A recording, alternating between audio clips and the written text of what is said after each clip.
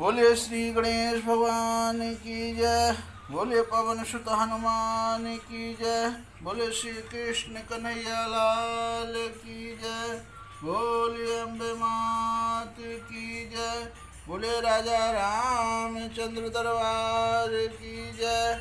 बोले श्री लक्ष्मी नारायण भगवान की जय। बोले उमापति महादेव की जय। आप सभी मेरे प्यारे भाई बहन और दोस्तों का हमारे YouTube चैनल पर आप सभी का स्वागत है। जो भाई बहन हमारा चैनल में पहली बार वीडियो देख रहे हों, कृपा करके आप अपने भाई का चैनल ज़रूर से ज़रूर सब्सक्राइब करें और मुझे भी आगे बढ़ने का मौका दें। और आप सभी को हमारे तरफ से चैत्र की नवरात्रि की बहुत बहुत शुभकामनाएं। माता रानी से हमारी यही अनुरोध है कि आप लोग का सभी का कष्ट दूर करें और घर में सुख संपत्ति लाएं, आप सभी की मनोकामना पूरी करें। बस मैं यही माता रानी से आप लोग के लिए सब प्रार्थना कर सकता हूँ। तो कृपा करके हमारा चैनल जो सब्सक्राइब ना किए हों तो सब्सक्राइब करें और रामचरितमानस का पूरा आनंद लें। आज हम श्री रामचरितमानस लंका कांड दोहा नंबर 103 का पाठ के आगे का आप लोग को हम सुनाएंगे। कृपा करके सुने। हमारा पीछे के पाठ में आपने सुना होगा कि रावण और भगवान श्री रामचंद्र जी के बीच घमासान युद्ध चालू है। दोनों तरफ से कई कई प्रकार के अस्त्र शस्त्र छोड़े जा रहे हैं और रावण भगवान श्री रामचंद्र जी ने जैसे ही रावण के नाभि में अमृत कुंड हुआ था, उसके वजह से वो अमर रहता था। और ये रावण के नाभि में अमृत का कुंड कहाँ से आया, आप लोग को संक्षेप में थोड़ा सा कथा बताएंगे हम कि रावण के जो ससुर थे, मैं दानव कहते थे उनको, तो वो उनकी पुत्री थी मंदोदरी। जो मंदोदरी की माँ थी वो चंद्रलोक में नित्यांगना का काम करती थी। तो चंद्रलोक वो आया जाया करती थी। तो अमृत का कुंड जो था वो चंद्रलोक में चंद्रदेव भगवान के पास था। तो वहाँ से वो चुरा के लेके आई और शल्य क्रिया द्वारा, शल्य क्रिया में विभीषण जी बहुत निपुण थे। तो शल्य क्रिया द्वारा रावण के नाभि के अंदर एक अमृत कुंड का स्थापना किए और यही कहानी है। इसी वजह से रावण का वध नहीं हो पा रहा था, लेकिन विभीषण जी ने एक कथा बताई श्री रामचंद्र जी को। तो भगवान श्री रामचंद्र जी ने उसके नाभि में अमृत कुंड जहाँ था वहीं बाण मारे, उसके वजह से वो मूर्छित हुए। और उसके मन में तभी से माता सीता का जो हृदय में था वो इधर उधर तितर बितर हुआ। उसी समय भगवान श्री रामचंद्र जी ने ऐसा ब्रह्मास्त्र का प्रयोग किए, तो ब्रह्मास्त्र के चलते रावण धरती पर गिर पड़ा। और भगवान श्री रामचंद्र जी देखे कि वहाँ विभीषण भी बहुत दयनीय हालत में थे। तो विभीषण को मनाने के लिए भगवान श्री रामचंद्र जी गए और आगे की कथा है। कृपा दृष्टि कर वृष्टि प्रभु अभय किए सूर्यवृंद। भालू की सब हर से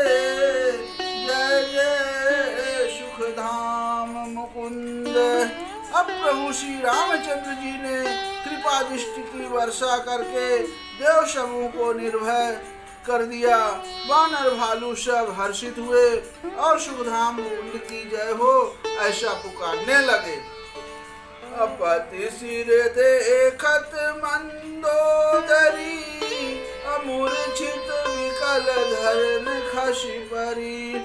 युवती वृंद रोवत उठि धाई, अतहि उठाई रावण पहियाई। अब पति के सिर देखते ही मंदोदरी व्याकुल और मूर्छित होकर धरती पर गिर पड़ी। अब स्त्रियां रोती हुई उठ दौड़ी और उस मंदोदरी को उठाकर रावण के पास ले आई। अपति गति देख के करहि पुकारा, अछूटे कछ नहीं वपुक संभारा। उड़तारे ना करहि विधि नाना, अरोवत करहि प्रताप बखाना। अब पति की दशा देखकर वह पुकार पुकार के रोने लगी। उसके बाल खुल गए, देह की संभाल नहीं रही। वो अनोखो प्रकार से छाती पीटती है और रोती हुई रावण के प्रताप का बखान करती है। तब बलनाथ डोल नित धरनी, अतेजहीन पावक शशि तरनी। शेष कमठ सहि सकहि न भारा, असो तनु भूमि पर उभरि छारा। अब मंदोदरी कह रही है, रो रो कर रोते हुए आवाज से कह रही कि हे नाथ, तुम्हारे बल से पृथ्वी सदा कांपती रहती थी। अग्नि, चंद्रमा और सूर्य तुम्हारे सामने तेजहीन थे। शेष और कच्छप भी जिसका भार नहीं सह सकते थे, वही तुम्हारा शरीर आज धूल में भरा हुआ पृथ्वी पर पड़ा है। अब अरुण कुबेर सुरेश समीरा, अरन सन मुख धरि काहू न धीरा। भुजबल जितहु काल जमसाई, आज पर हूँ अनाथ किनाई। अब मंदोदरी कह रही है, वरुण, कुबेर, इंद्र और बाल, इनमें से किसी ने भी रण में तुम्हारे सामने धैर्य धारण नहीं किया। हे स्वामी, तुमने अपने भुज बल से काल और यमराज को भी जीत लिया था, वही तुम आज अनाथ की तरह पड़े हो। जगत विदित तुम्हारी प्रभुताई, असुत परिजन बल बरनी न जाई। राम विमुख यस हाल तुम्हारा, रहा न को कुल रोवे निहारा। अब तुम्हारी प्रभुता जगत भर में प्रसिद्ध है। तुम्हारे पुत्रों और कुटुंबियों के बल का हाय वर्णन ही नहीं हो सकता। अब श्री रामचंद्र जी के विमुख होने से ही तुम्हारी ऐसी दुर्दशा हुई कि आज कुल में कोई रोने वाला भी नहीं रह गया। तब वश विधि प्रपंच सब नाथा, असभय दिशि पे नित नावहि माथा। अब तव शिर भुज जम्बुक खाही, राम विमुख अनुचित नाही। अब कितनी अच्छी बात मंदोदरी जी यहाँ कह रही हैं कि हे नाथ, विधाता की सारी सृष्टि तुम्हारे बस में थी। लोकपाल सदा भयभीत होकर तुमको मस्तक नवाते थे, किंतु हाय अब तुम्हारे सिर और भुजाओं को गीदड़ खा रहे हैं। राम विमुख के लिए ऐसा होना अनुचित भी नहीं है, अर्थात उचित ही है। अब यहाँ मंदोदरी अपने पति रावण को ही अनुचित ठहरा रही हैं। भगवान श्री रामचंद्र जी ने उन्हें मारा वो उचित ही है। क्योंकि एक वो समझदार पत्नी रानी थी। अकाल विवश पति कहा न माना, अग जगन्नाथ मनुज करि जाना। अब हे पति, काल के पूर्ण वश में होने से तुमने किसी का कहना नहीं माना और चराचर के नाथ परमात्मा को मनुष्य करके जाना। अजानो मनुज करि धनुज, कानन दहन पावक हरि स्वयं। जहि नमत सु ब्रह्मांड सुर प्रिय, भजहु नहीं करुणामयम्। आजन्मते पर दोहरत पापोघमय तनु, तव तनु अयम्। तुमहु दियो निज धाम, राम नमामि ब्रह्मा निरामयम्। अब दैत्य रूपी वन को जलाने के लिए अग्नि स्वरूप साक्षात श्री हरि को तुमने मनुष्य करके जाना। शिव और ब्रह्मा आदि देवता जिनको नमस्कार करते हैं, उन करुणामय भगवान को हे प्रीतम तुमने नहीं भजा। तुम्हारा यह शरीर जन्म से ही दूसरे से द्रोह करने में तत्पर तथा पाप समूह में रहा। इतने पर भी जिन निर्विकार ब्रह्मा श्री राम जी ने तुमको अपना धाम दिया, उनको मैं नमस्कार करती हूँ। अह नाथ रघुनाथ सम, कृपा सिंधु नहीं आन। जोग बिंद दुर्लभ गति, तोहि दीन भगवान। अहो नाथ, श्री रघुनाथ जी के समान कृपा का समुद्र दूसरा कोई नहीं है। जिन भगवान ने तुमको वह गति दी जो योगी समाज को भी दुर्लभ है। मंदोदरी बचन सुनि काना, असुर मुनि सिद्ध सबहि सुख माना। अज महेश नारद सनकादि, अजय मुनिवर परमारथ वादी। अब मंदोदरी के वचन कानों से सुनकर देवता मुनि और सिद्ध सभी ने सुख माना। अब ब्रह्मा महादेव नारद और सनकादि तथा और भी जो परमार्थवादी यानी परमात्मा के तत्व को जानने और कहने वाले श्रेष्ठ मुनि थे। अभारी लोचन रघुपति निहारी, अप्रेम मगन सब भय सुखारी। रुदन करत देखी सब नारी, अगयउ विभीषण मन दुख भारी। अब वे सभी श्री रघुनाथ जी के नेत्र भरकर विरख कर प्रेम मगन हो गए और अत्यंत सुखी हुए। अपने घर की सभी स्त्रियों को रोती हुई देखकर विभीषण जी के मन में बड़ा भारी दुख हुआ और वे पास गए। बंधु दशा बिलोक दुख कीन्हा, तब प्रभु अनुजहि आय सुदीन्हा। लक्ष्मण तेहि बहुविधि समुझायो, बहुरि विभीषण प्रभु पहि आयो। अब उन्होंने भाई की दशा देखकर दुख किया। तब प्रभु श्री राम जी ने छोटे भाई लक्ष्मण को आज्ञा दी कि जाकर विभीषण को धैर्य बंधाओ। लक्ष्मण जी ने उन्हें बहुत प्रकार से समझाया। तब विभीषण प्रभु के पास लौट आए। अकृपादिष्ट प्रभु ताहि बिलोका, अकरहु क्रिया परिहरि सब शोका। कीन्ही क्रिया प्रभु आय सुमानी, अविधिवत देश काल जिय जानी। अब प्रभु ने उनको कृपा पूर्ण दृष्टि से देखा और कहा, सब शोक त्याग कर रावण की अंत्येष्टि क्रिया करो। प्रभु की आज्ञा मानकर और हृदय में देश को काल का विचार करके विभीषण जी ने विधि पूर्वक सब क्रिया की।